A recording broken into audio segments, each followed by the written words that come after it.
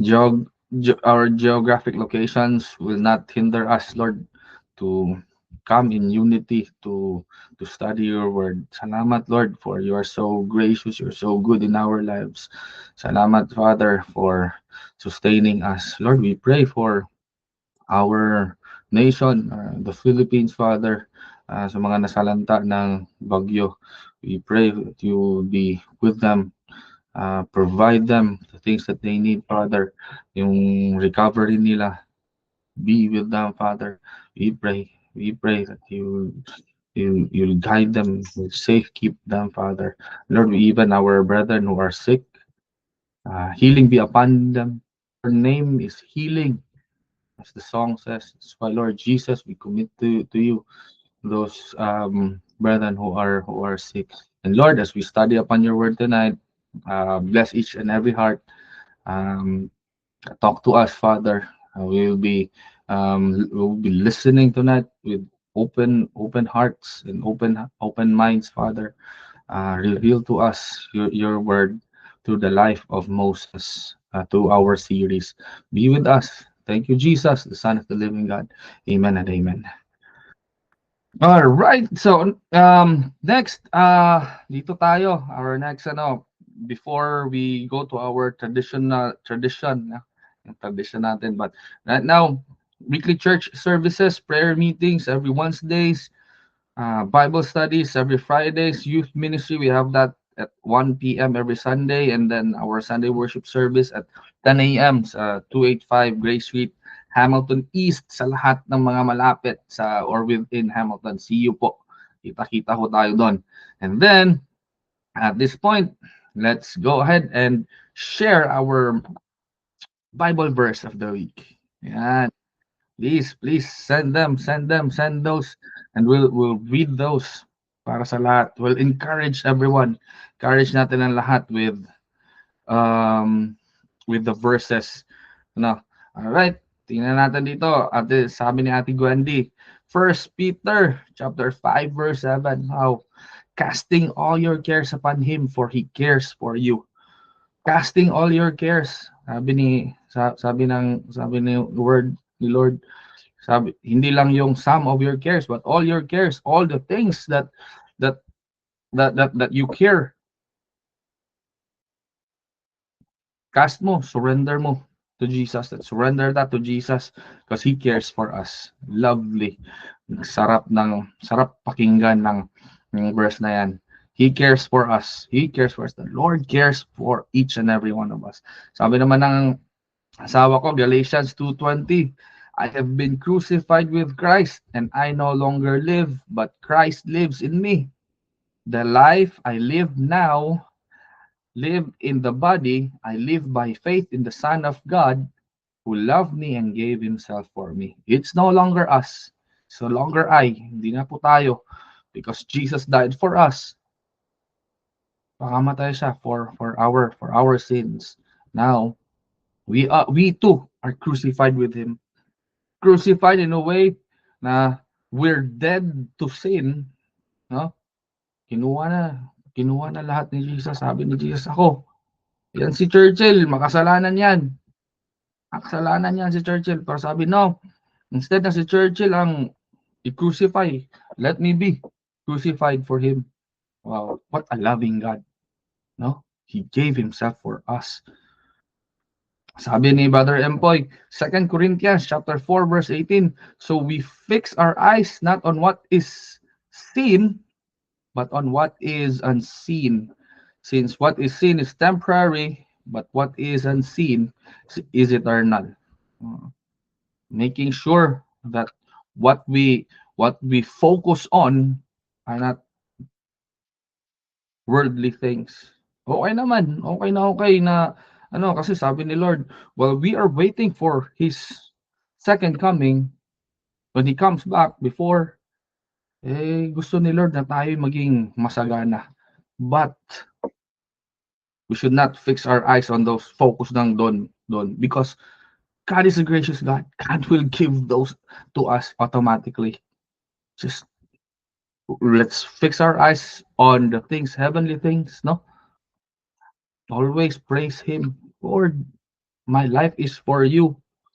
Yung milyones, yung blessing and blessing, ay paldong-paldo na naman tayo sa sahod natin and all the riches. That's because of Jesus. That's why we fix our eyes on what is not seen. Amen. Jeremiah 29:11, sabi ni Sister Kathy, "For I know the thoughts that I think toward you," says the Lord, "thoughts of peace and not of evil, to give you a future and a hope." Wow. Ito yung um, verse, a comforting verse. Sabi pa nga na plans of the Lord is for us to be, for us to prosper. Hindi gusto ni Lord na tayo sumusunod sa Kanya, we follow, we believe Him, tapos yung buhay natin hindi hindi kaaya-aya, hindi parang, oh, ba't ba to si Brother Churchill parang isang beses lang kumakain everyday. Ay, naka-diet lang po, naka-diet. Hindi ibig sabihin na pinapaano ni Lord. Hindi. Naka-diet lang kasi sobra na. Dito dito sa New Zealand, ay nako, pang times 5, ay hindi, plus 15 ata ang body weight ko na dahil sa sagana tayo dito. Kita mo yan? The plans of the Lord for us is to, pero syempre, we need to balance yung katawan natin. Sabi ni Ate Nelsie, 2 Thessalonians 3 verse 3, "But the Lord is faithful, and He will strengthen you and protect you from evil one." He is faithful to all generations.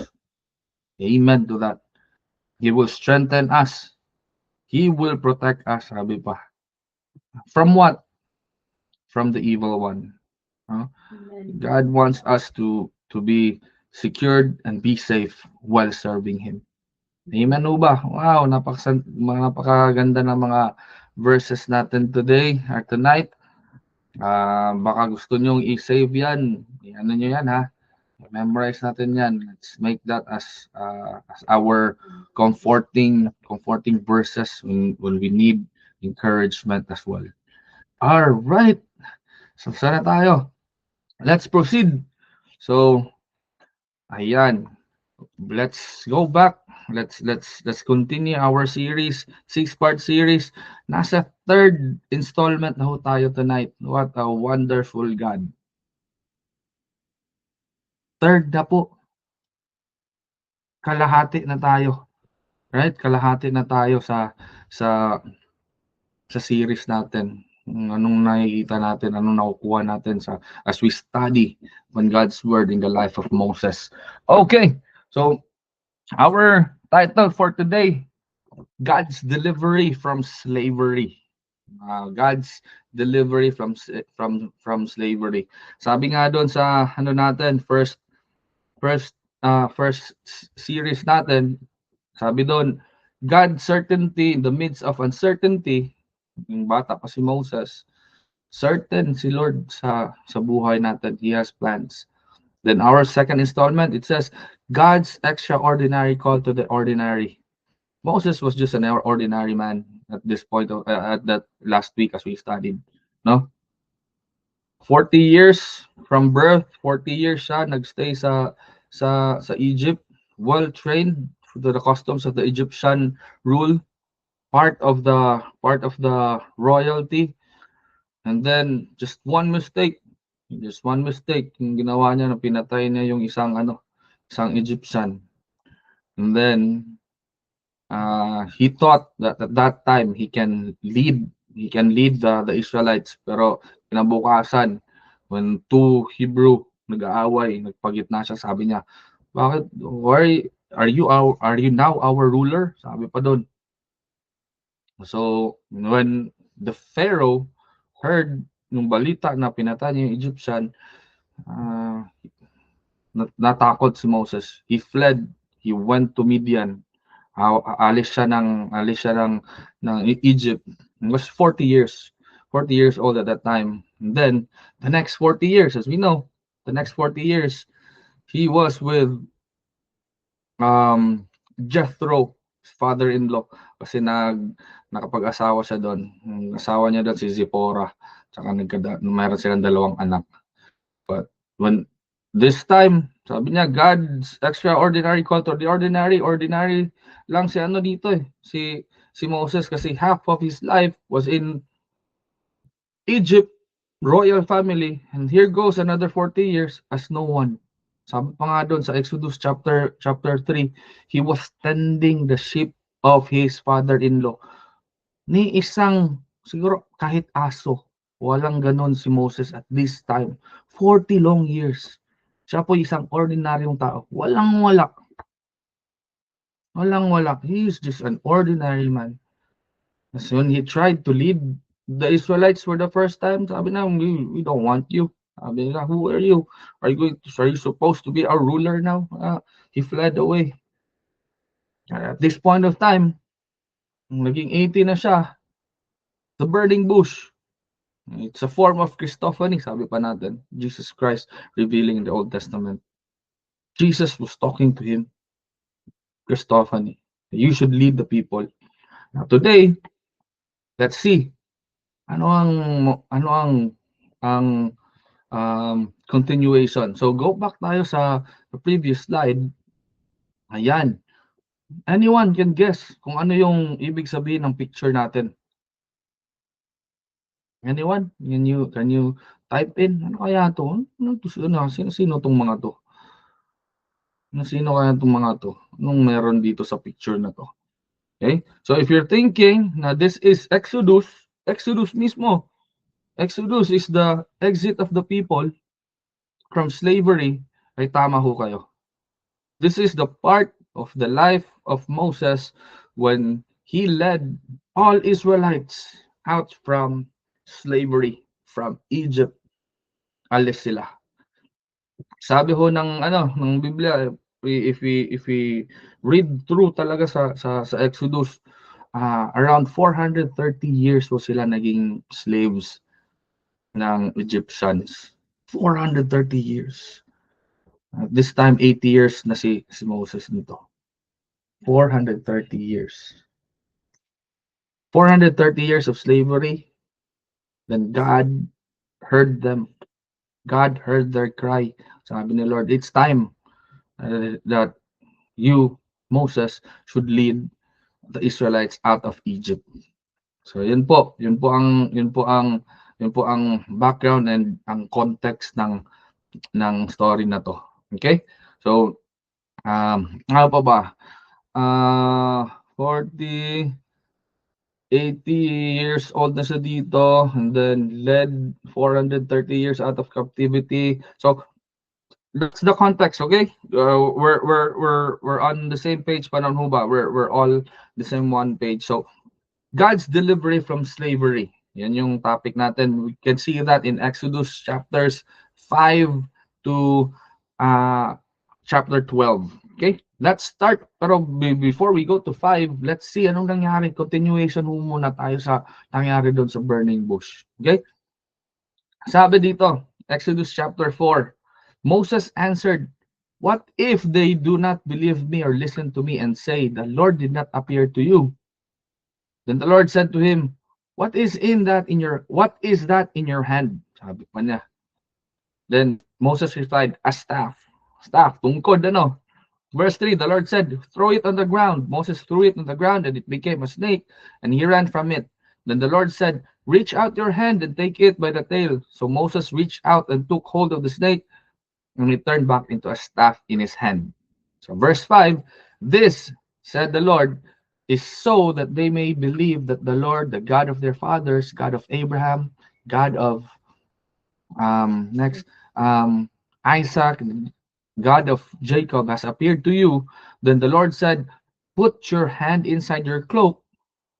So Moses put his hand into his cloak, and when he took it out, the skin was leprous. It had become as white as snow.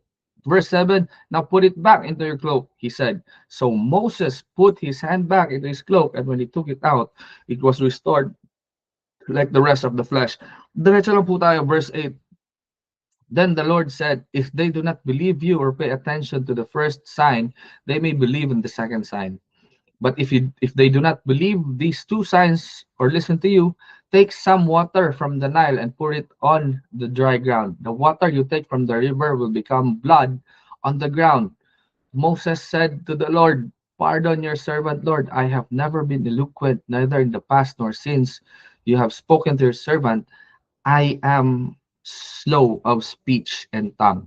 Ito po sa verse 4, the Lord said, "Ikaw na, Moses. You will lead the people."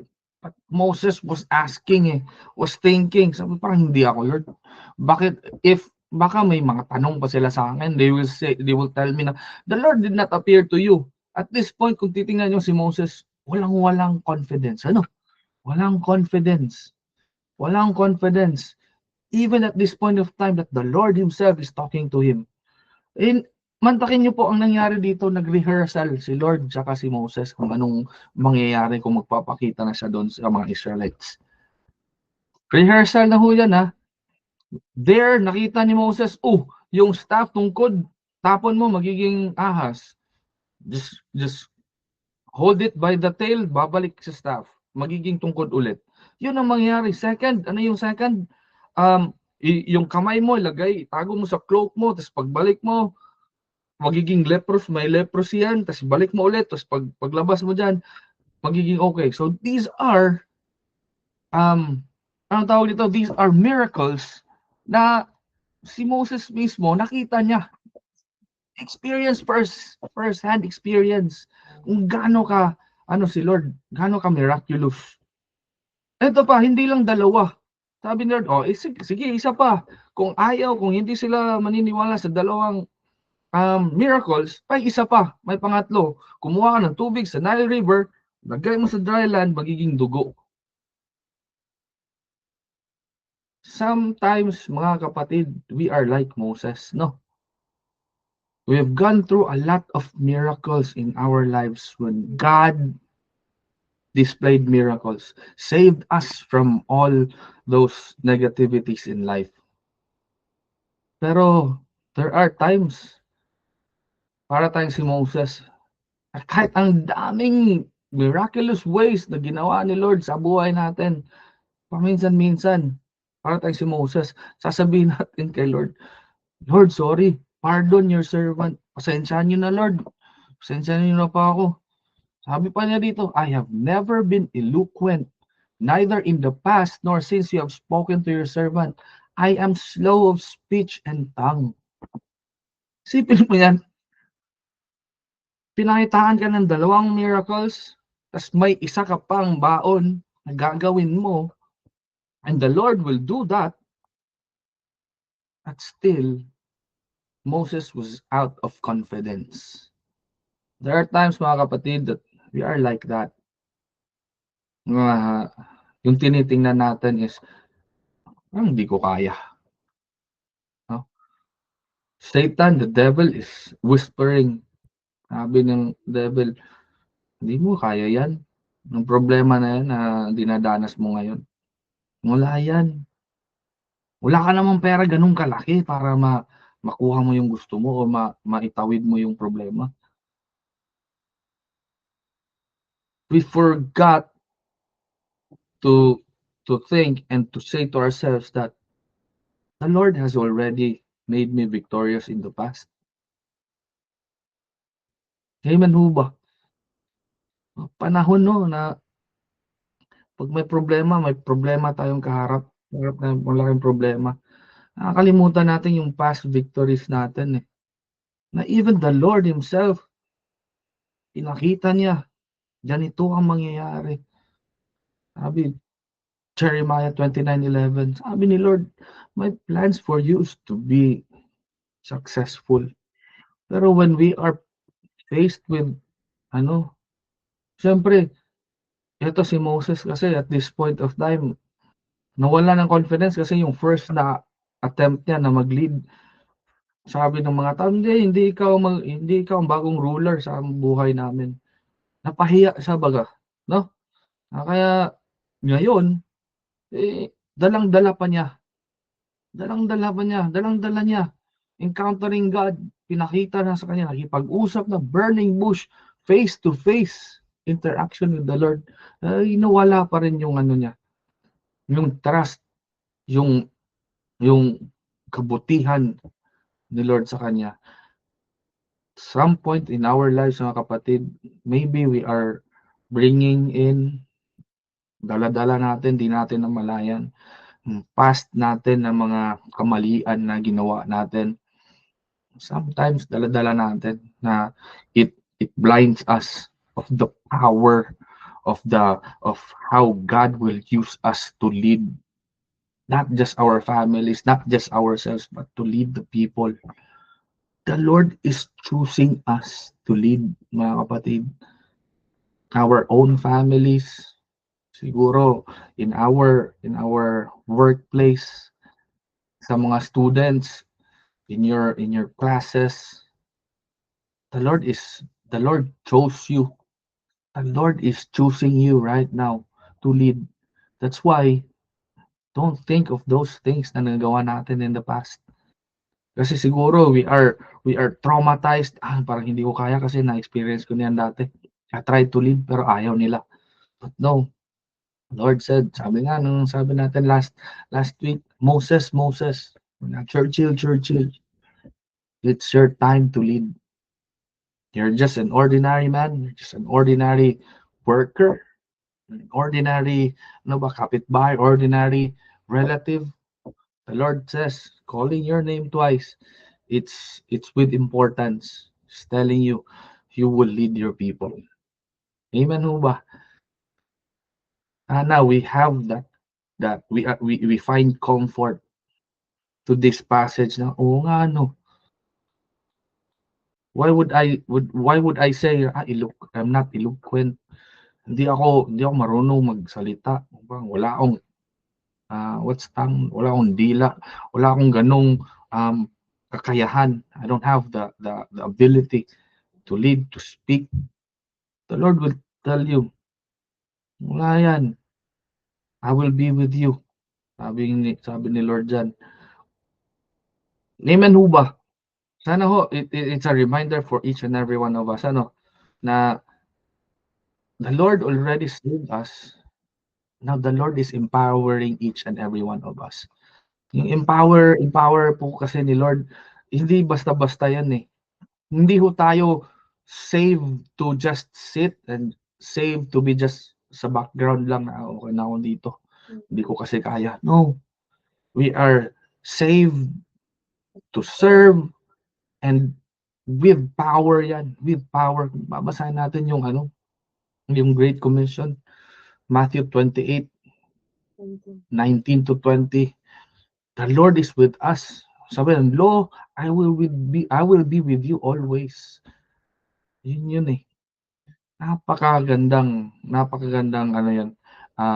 verse and a reminder, encouragement to each and every one of us. Okay, so let's move forward. Sabi niya, di ba? Sabi pa niya, if ang nangyari kasi dito, sabi ni Lord, sabi niya, pardon, your servant is not eloquent. Ito pa ang maganda kay Lord. Kasi nga si Moses, diba sabi niya, Lord, wala talaga, hindi, find another one. Sabi niya, Lord, look for another one. Ito pang ginawa ni Lord. Sige na nga, you have your brother Aaron, di ba? Sige, ang mangyayari, I'll talk to you, and you talk to Aaron, and Aaron will be your speaker or your prophet. Ikaw ngayon ang papadala ko. Di mo kaya, I will give you Aaron, and Aaron will help you speak. Bonus, no? Pero, grabe si Moses, no? Parang, favorite ata to si Moses, no? Kasi, Lord, ayoko talaga, Lord. Paano na, Lord? Sige, kung ayaw mo, sige, I'll give you Aaron. So, if God is sending us, God is choosing us. If we think na di natin kaya, God sends help as well. No? Amen ho ba? Now, ang nangyari ko kasi dyan, sige, to make the story short, no? Went back to Egypt with Aaron. Tas eto pa, 'di ba? Nag-rehearsal na si Lord tsaka si Moses. Dalawang miracles na. Una, yung staff naging ahas. Pangalawa, yung leprosy na hand. Tapos ang third is yung gagawing dugo, yung tubig na kukunin niya from the Nile River. Ang nangyayari po mga kapatid, to make this long story short, when they encountered Pharaoh, Pharaoh tumawag din siya ng mga ano niya, mga magicians niya, mga sorcerers. Ang nangyari kapatid, paglabas ng tungkod ni Moses, tinapon niya, naging ahas, di ba? Eh yung mga sorcerers din, ganoon din gumawa, naging ahas din yung mga ano nila. Ang nangyari, kinain ho ng ahas ni yung staff na naging ahas ni Moses, kinain lahat. Doon pa lang tapos na ang ano usapan. Panalo na. He didn't even use the second miracle na sinabi ni Lord sa kanya. That's how powerful it is. Pag si Lord ang bibigay sa atin ng mission, if you are sent out with a mission, we're fully equipped. God is already equipping us. Meron na at meron na. Wala na pong balikan. Kung sa giyera pa yan, hindi tayo makikipag-away na itak lang ang dala. Eh, ang kalaban natin sniper. Hindi ho pwede 'yon. The Lord sends us a lot of ammunition and He will give us weapons and equips us to win the battle. All right. Dito tayo. Amen ho ba? Dito tayo, Exodus chapter 7. Then the Lord said to Moses, I have made you like God to Pharaoh, and your brother Aaron will be your prophet. Ito yung sinasabi ko, no? Yung ginawang prophet, sige, naging spokesperson si Aaron to Pharaoh. You are to say everything I command you, and your brother Aaron is to tell Pharaoh to let the Israelites go out of his country. But I will harden Pharaoh's heart, and though I multiply my signs and wonders in Egypt, he will not listen to you. Then I will lay my hand on Egypt, and with mighty acts of judgment, I will bring out my divisions, my people, the Israelites, and the Egyptians will know that I am the Lord when I stretch out my hand against Egypt and bring the Israelites out of it. Tapos dito po tayo, next slide po tayo. Exodus chapter 9, but I have raised up you up for this very purpose, that I might show you my power and that my name might be proclaimed in all the earth. Ito po eh. Sige, tapusin natin. Verse 12. During the night, Pharaoh summoned Moses and Aaron and said, eto na po ang time. This is the 10 plagues na. 10 plagues. We all know the 10 plagues kasi ayaw. Every time napupunta si Pharaoh, si Moses at si Aaron doon kay Pharaoh, Pharaoh's heart gets hardened and hardened. Ayaw, hindi. Walang aalis. You will be here in Egypt. Sabi ni Pharaoh, you will be my slaves. Ayaw, hindi. But God sent out 10 plagues. As we know, I know you guys know the 10 plagues. Alam mo ba natin yung 10 plagues?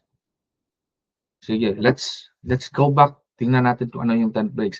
These are the signs na pinakita ni Lord kay Pharaoh kung gaano siya kapangyarihan, na he wanted to let Pharaoh know na he can do these things, and each and every time na pupunta sila Moses and Aaron, pinakita ni Lord to para he will let the Israelites go out of Egypt. But every time na nangyayari tong mga 10 plagues, his heart gets hardened. Number 1, 10 plagues ho yan ha, 10 plagues. Number 1, water to blood.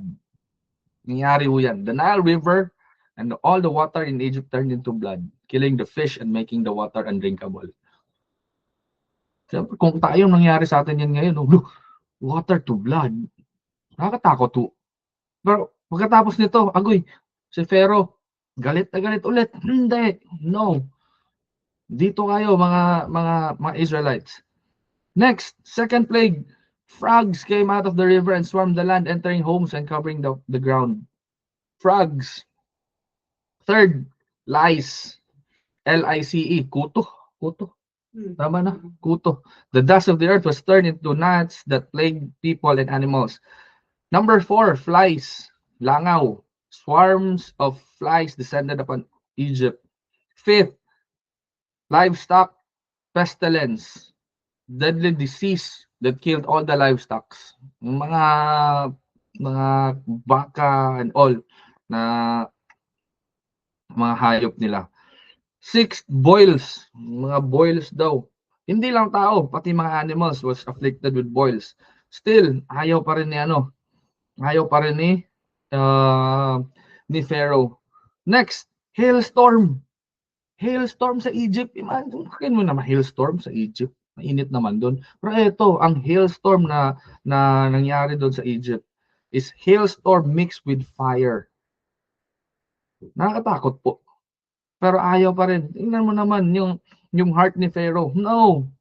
Next, locust came and consumed the hill, had left devouring all vegetation. Paubos ng paubos. At this point of time in history, mga kapatid, Egypt was the best and the most powerful kingdom. Pero ito ang mga nangyayari. Ninth plague, mga kapatid, darkness. Darkness for 3 days. Isipin mo yun, mangyayari kaya yun ulit sa atin. 3 days of darkness. Nakakatakot ano. But Pharaoh's heart was hardened and hardened. No? Ito ang last. Death of the firstborn. Last plague po ito. Death of the firstborn. Ito ang ano, hindi lang ho firstborn ng mga anak. Firstborn son ng isang pamilya, the same time, firstborn ng livestock mo or yung baka mo. Alam naman natin when we talk about firstborn, those are the best of the best. So, etong nangyari, firstborn. Dito nag-start ang Passover. Okay? As we know, Passover, right? A week long, 10 days long. Actually, 10 days long ho yan na feast na nangyayari sa mga Egyptians. And after this, firstborn, nangyari, firstborn namatay. At this point of time, ang heart ni Pharaoh, wala na. Babasahin natin doon. Ito yung Exodus chapter 12. Sabi na, during the night, kasi dito na po yung time na feel talaga ni Pharaoh ang galit ng Panginoon. Kasi hindi siya nakinig eh. Dapat doon, put lamb na blood of the lamb, di ba? Dapat ilagay mo sa doorstep mo. If the angel of the Lord will pass over your house, if wala yung blood, that means you don't believe in God, in the Lord, he will get your firstborn. Yun ang nangyari kay Pharaoh. Firstborn son niya namatay. So during the night, Pharaoh summoned Moses and Aaron and said, "Up, leave my people. You and the Israelites, go worship the Lord as you have requested. Take your flocks and herds, as you said, and go, and also bless me." Anong makikita natin dito? God's delivery from slavery. God's power delivers His people from bondage. Again, sabi ko, 430 years of slavery, but God's power delivers His people out from bondage. Number one, isa lang po. There are 3 points for tonight. First point, God's authority is supreme. Na para sa atin mga kapatid, when God's authority is supreme over us. No? Na kahit we are bondage of slavery, God will do with His authority, He will lift us up from slavery. Number 2, God confronts idols and powers. This time, God confronted who? Pharaoh. Question, sino ho yung Pharaoh sa buhay natin ngayon? Sino ho yung ano ho yung Pharaoh sa buhay natin? Na up until now, we are slaves of that Pharaoh. Come to think of this, mga kapatid. Come to realize and come to, think of this. Talk to the Lord. Lord, what's the Pharaoh of my life right now? Is your Pharaoh fear? Takot ka of the future? Parang wala na akong that you are enslaved. Naging slave ka ng takot. O Pharaoh mo ba ngayon ang bitterness? Na para bang niisip mo, ba't si brother but si sister parang mas magaganda yung masasarap, maganda yung buhay nila, mas maganda buhay nila sa akin ngayon. That is bitterness inside of us na we are slaves to it. Na instead of being free, parang naging slaves tayo doon. Is it addiction? Addiction to whatever? To our kids, to our youth? Maybe there are times na we are persuaded, nadadala tayo sa mga classmates natin, pornography, you watch videos na hindi kaya-aya. Is that your pharaoh today? Nagiging slave ka? Parang I always watch pornographic videos. Isa lang ho ang gusto ni Lord sa atin ngayon. Whatever your pharaoh is, whatever enslaves you right now sa atin, sa ating buhay, God wants to set us free from those. Amen ho ba? Who are your pharaohs of your life? Takot ba? Takot ba in the future na parang wala na? Finances ko parang wala na talaga to. Illness ba? You think na parang wala na tong wala na tong pag-asa. Yung relationship mo ba with your boss, relationship with your parents, relationships with your brethren, your siblings. Parang it's been 10 years hindi kami nag-uusap dahil doon. Yung ice pop na kinuha niya sa rep na nilagay ko sa rep, kinain niya na dapat sa akin yun. Yun ba ang ang ang ang pharaoh ng buhay natin? God wants us to be free. That's why mga kapatid, today, the Lord is telling us right now, surrender to me. Your Pharaoh, lead your people. Sabi niya, be the Moses. Sabi ni Lord, Lord is telling us today, be the Moses in your own, in your nation. You think you are enslaved? Slave ako to what? Fear, bitterness, addiction, illness, money, no?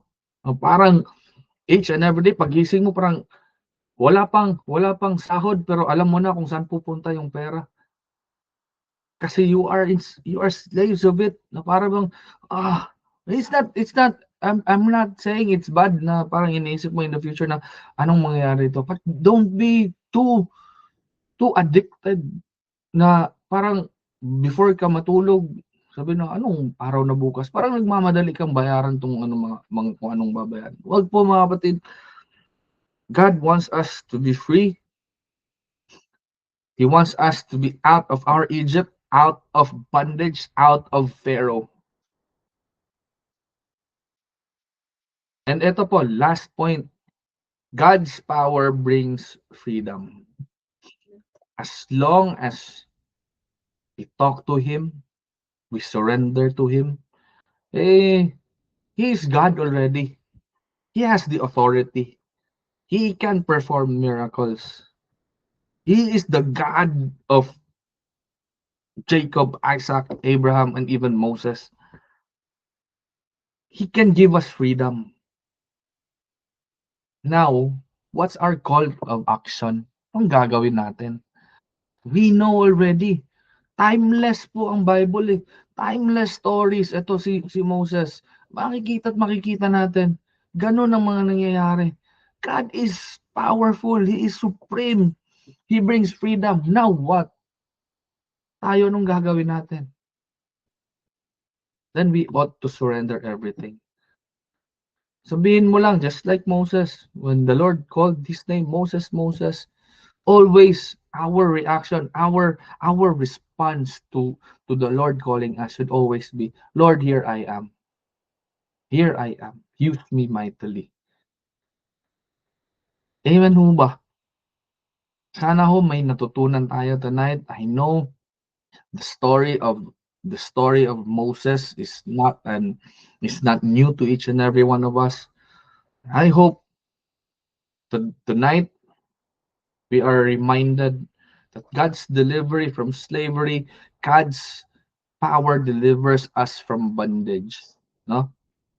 God's power brings freedom, and God's authority is supreme. God confronts whoever there is na nag-put sa atin into slavery. Let's just, ang gagawin na natin, let go of whatever that enslaves us. Amen ho ba? God wants us to be free. That's why whoever your pharaohs are of your life, let go. Let go. God is in control. Amen ho.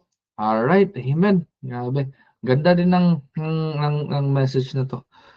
And I want to pray you with this. Numbers 6:24-26. The Lord bless you and keep you. The Lord make his face shine on you and be gracious to you. The Lord turn his face toward you and give you peace. Let us pray. Father God in heaven, Lord, salamat Lord for your word tonight. Thank you, Lord, for reminding us that whatever pharaohs in our lives today, that we think that we are still in Egypt, we are slaves, Father, to whatever there is. All we need to do is to let go of those and surrender to you. You called us, Father, by our name to lead out of our Pharaoh, out of our Egypt, out of slavery. That's why we thank you, Lord, for empowering us. Salamat, Lord, because you are so good in our lives. Salamat, Lord, because we are victorious when we let go of those, when we follow your word, when we hear and we tell you always, Father, that, Lord, here I am. Never you call us. Here I am, Father. Give us freedom, Father. Set us free from all the addiction, all the bitterness, all the fear, and all the problems that we are having right now. Thank you, Father, because you are a great God, a powerful God. This all we ask in Jesus' name, the Son of the living God. Amen and amen. Thank you po. Thank you for joining. Thank you. See you next week. See you next week. Kita-kits po.